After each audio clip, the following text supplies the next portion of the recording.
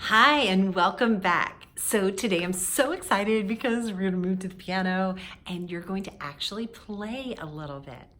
All right, so what we've learned so far is our finger numbers, our music alphabet, some basic rhythm, and where the notes are located on the keyboard. So we're going to take all of that and pull that together today, and we're just going to play a easy little 5 notes with each of our hands, and we're also going to put those together. So let's move to the keyboard now.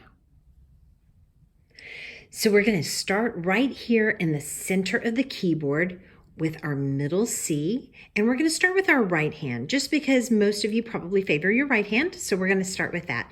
We're going to assign each one of our fingers to a separate key. All right, so I'm going to pull my thumb back just for a second and show you what these 4 fingers are going to be looking like laid on those notes. So we've got C, D, E, F, and G. Now I want to give you kind of a little sideways view here. Whenever I'm playing the notes, I want a nice, soft curve to my hands. See how my fingers are just kind of laying right here on those keys? Now my thumb is always going to lay just a little sideways. I'm not going to do that straight on because then I'd have to do my hand really funky. So your first finger, your thumb, is going to kind of lay just sideways. And then the other fingers are just going to very gently sit on top of the keys, just like that.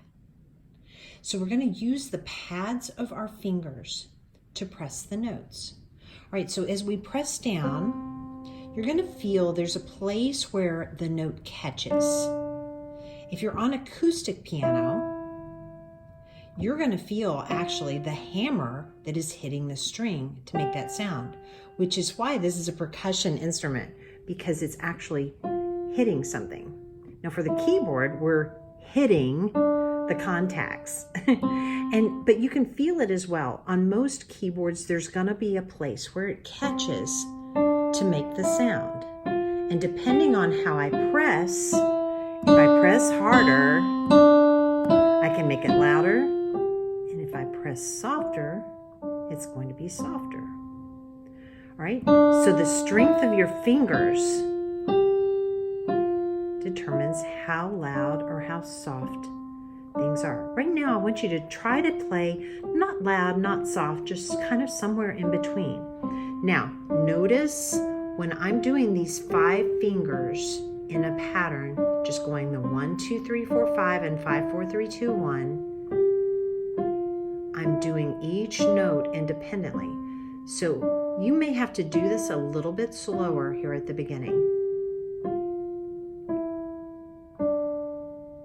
See how each of the notes are sounding separately? And I'm not pressing down more than 1 key at a time. Now, sometimes you might have problems, especially between that 3rd and 4th. Those are going to want to maybe press down together. You want to really work to not let that happen. So if you have trouble between that 3rd and 4th, those are the 2 that you want to practice the most, just until you get really comfortable with being able to play those separately. This is a great starting exercise because basically you're just teaching your fingers how to play the notes. All right, so now let's move to our left hand, and it's going to be the same thing. You're going to put your thumb on C, and again, I'm on the side of my thumb. And then each one of my fingers are going to take their own note. So we're on C, B, A, G, and F. Now, you noticed as I was playing my right hand, the notes were getting higher as I went up. Here, when I play my second finger, the note will go lower.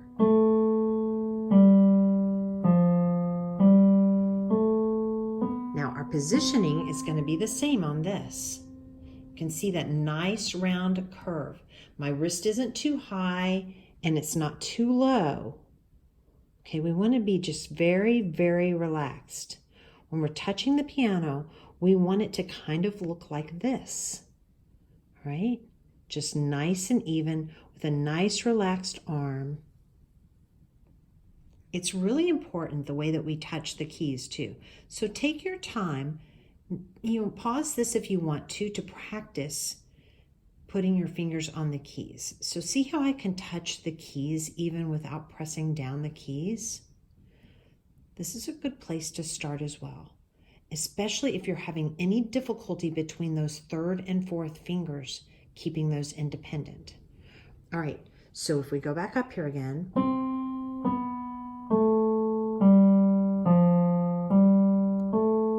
this is how it looks. And again, you can do it as slowly as you need to. But if you start hearing this, where multiple notes are pressing down at the same time, that's not correct. All right, I want you to practice doing each note separately. And again, the third and fourth fingers, those are the tough ones to do independently. So don't worry about it if you're struggling with that. Just keep pressing through. You're going to get this, I promise. All right, so now what we're going to do is we're going to add in both hands together and play both hands together. All right, so what we're going to do is we're going to let our thumbs share middle C, and each of our other fingers are going to stay just right where they were as we were doing them independently. All right, but your thumbs are going to share, so they have to be nice to each other. All right, just kind of stack them up on top of each other. Don't do it like that, but just have them right next to each other. You're going to have a lot of times that your fingers need to share the same note. All right, so see how each of my fingers have their own note, right? Just go ahead and kind of practice touching the notes. And now let's try this together. So we're going to play our first fingers, our thumbs, together to play that C. So you're just playing one note right now. But then as we play our second fingers, we're going to be playing B and D. Third fingers play A and E. The fourth fingers are playing G and F. And the fifth fingers play F and G. And then we can go back down. The same way that we did this exercise with our hands separately, that's what you're going to be doing with this exercise, but your hands together. And we're playing in what is called contrary motion. We're playing the same fingers, but they're moving away from each other. But see how cool this sounds? I love the sound of this scale. And this is a great way to not have to think about doing fingers separately and different finger numbers for each hand, but really getting your hands used to playing together. So keep doing this exercise up and down. Awesome. I'm really proud of you for pushing on through this. So this is your introduction into playing the piano and the Foundations program itself. These are the fundamental pieces that you need to know. So make sure that you continue to practice these things.